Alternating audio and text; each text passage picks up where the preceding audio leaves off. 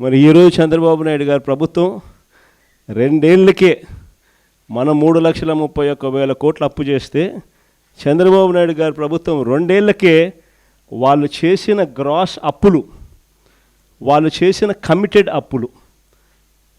అప్పులు గ్రాస్ అప్పులు ఈ 2 కలిపితే 2 ఏళ్ళకే 3,30,000 కోట్లు దాటాయి. కానీ ప్రజలకు మనం ఇంతకు ముందు చేస్తూ ఉన్న అన్ని పథకాలు రద్దయిపోయినాయి. ఈయన ఇచ్చిన సూపర్ 6, సూపర్ 7 మాటలన్నీ కూడా మోసాలుగా తేలిపోయాయి. బటన్లు లేవు, ప్రజలకు ఇచ్చింది లేదు. కానీ అప్పులు చూస్తే 2 ఏళ్ళకే మనం 5 ఏళ్లలో చేసిన అప్పులకు ఈయన 2 ఏళ్ళకే 3,30,000 కోట్ల రూపాయలు ఈయన చేసిన గ్రాస్ అప్పులు, చేసిన అప్పులు కమిటెడ్ అప్పులు. ఇక ఈ డబ్బంతా ఎవరి జోబీ లేకపోతూ ఉంది. నిజంగా ప్రతి ఇంట్లో కూడా ఈ సంభాషణ జరుగుతూ ఉంది.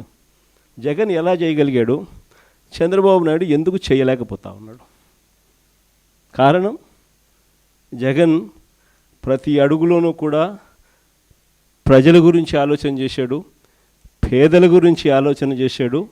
ప్రతి అడుగులో కూడా అవినీతి అనేది జరగకుండా ప్రతి ఇంటికి నేరుగా పంపించాడు. కానీ ఈరోజు దోచుకో, పంచుకో, తినుకో, ప్రతి అడుగులోనూ ఇదే కనిపిస్తుంది.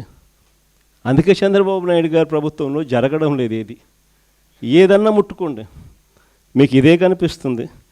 లిక్కర్ మాఫియాతో మొదలు పెడితే చాలు, రాష్ట్రానికి సంబంధించిన ఏ ఆదాయాలు కూడా రాష్ట్రానికి రావడంలా.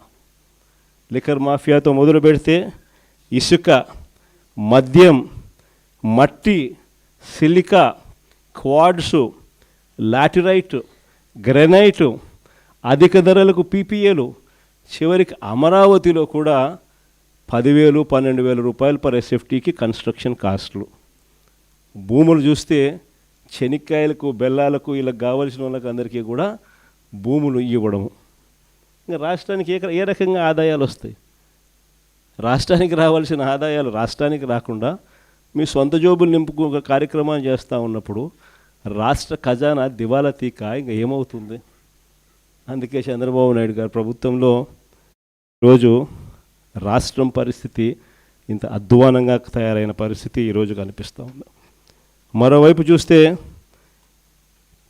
చంద్రబాబు నాయుడు గారి పరిపాలనలో నిజంగా ఆశ్చర్యం కలిగించే విషయాలు కనిపిస్తాయి.